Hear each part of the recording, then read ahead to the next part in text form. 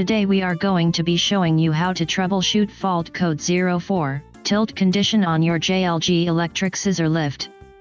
If your machine is encountering this fault, drive and lift will be disabled, the wrench 04 is displayed on the ground module, and the 3 red battery LEDs will be flashing in the platform. Possible causes for this are: corrupted programming, tilt not set to 0 on previous programming, ground module is not securely mounted, or a faulty ground module. Troubleshooting steps. 1. Using a digital level, make sure the machine is on level ground and remove the center cover to gain access to the ground module. 2. Check to make sure the module is securely mounted to the mast and power the machine off and back on while holding the brake release button located on the left side of the ground module. 3.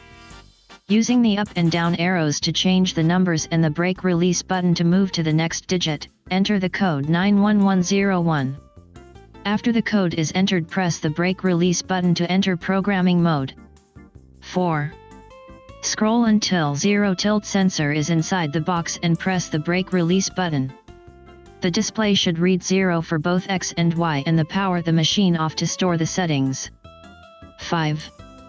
Power the machine back on and check for proper operation. If the fault code returns, go back into programming mode following the earlier steps provided. Select EEPROM defaults on the main menu and press the brake release button.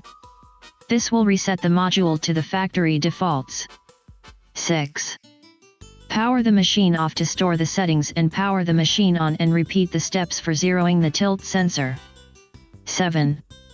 Power the machine on and check for proper operation, and if the fault code returns, replace the ground module.